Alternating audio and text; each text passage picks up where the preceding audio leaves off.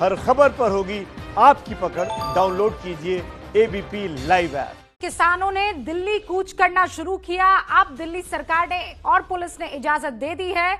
वहां बुराड़ी में प्रोटेस्ट किया जाएगा 3 दिसंबर को।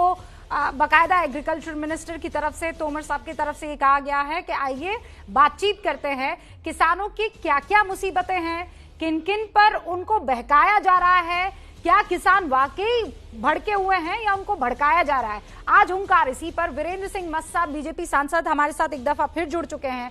वीरेंद्र जी, आज सवाल ये उठता है कि क्या किसानों को ये बात समझाने में कि ये आपकी बेहतरी के लिए बिल आए हैं, कहीं ना कहीं खामी रह गई है और इसीलिए किसान कूच करके दिल्ली पहुंच चुके हैं? देखिए, किसान दिल्ली कूच कर गए हैं। इस समय रबी की बुआई चल रही है और मैं इस बात को समझ सकता हूं। इस समय किसान कूच करने वाले कौन लोग हो सकते हैं यह भी मैं समझ सकता हूं, लेकिन किसान पहले मैं किसान हूं, इसके बाद सांसद हूं। ये कानून जो बना है किसानों की बेहतरी के लिए बना है, किसानों की समृद्धि के लिए बना है। हम कहीं मंडी कानून में बदलाव नहीं किए हैं। हमने कानून बनाया है प्रधानमंत्री जी के निर्देशन में कि किसान अपने उत्पादन को कहीं भी बेच सकता है। हमने एमएसपी के बारे में लोगों में शंका पैदा की जा रही है, बिल्कुल बेबुनियाद है। हम एमएसपी के बारे में जब से लोग शंका पैदा कर रहे हैं तब से प्रधानमंत्री जी ने कई कृषि फसलों के एमएसपी को बढ़ाया है, जिनके आदेश से बढ़ा है।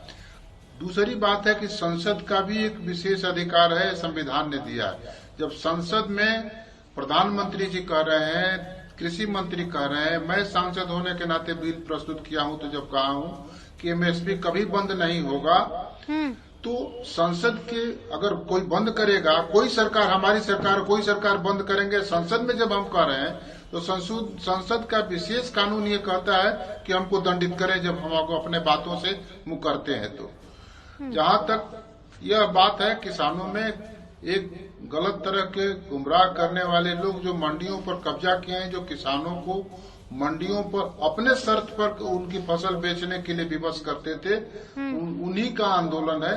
फिर भी हम बात करने के लिए, संवाद करने के लिए तैयार हैं।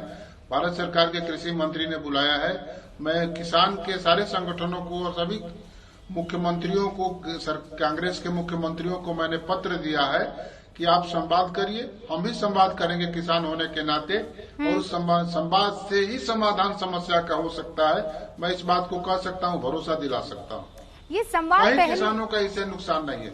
अभी ये हमारे संवाद उत्तर प्रदेश वीरेंद्र के, जी, बिहार के आरोप ये लग रहे हैं, ये जनादेश इस सवाल पर दे चुके हैं, जनादेश दे चुके हैं। वीरेंद्र जी, सवाल ये है कि अगर पहले ही ये बातचीत हो जाती तो शायद आज इस तरीके का आंदोलन किसान नहीं कर रहे होते। जो आप कह रहे हैं कि भड़काया जा रहा है, तो ये भड़काया भी नहीं जाता अगर आप पहले से किसानों से बात हो जाती। जानकारी में हम किसान से बात, किसान की आपत्ति होती। मैं खुद किसान मोर्चा का राष्ट्रीय अध्यक्ष था, तो मैं संवाद करने के लिए आमंत्रित किया था। और कि भारत सरकार हमेशा संवाद के लिए आमंत्रित, कोई आना भी तो चाहिए ना। राजनीतिक कारणों से अगर किसान को भड़काया जाएगा तो मैं उनसे प्रार्थना करना चाहता हूं कि किसान के नाम पर राजनीति लोग न करें।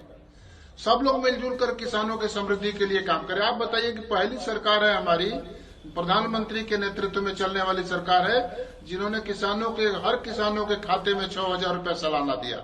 जो 60 वर्ष के बाद के किसानों को पेंशन देने की योजना बनाई, पेंशन मिल रहा है। उनके घर के महिलाओं को किसी के क्षेत्र में काम कर 500 रुपया खाता उसके सीधे खाते में जाता है। आज तक किसी दल की सरकार ने 5 पैसा किसी किसानों खाते में सीधे दिया है? जी, अगर इतना कुछ हो रहा है, मैं किसान हूँ पहले, इसके बाद आप किसान हैं। आप ये कह रहे हैं कि आप किसान हैं, लेकिन जो ये लोग आए हैं, आप ये कह रहे हैं कि ये लोग किसान नहीं हैं।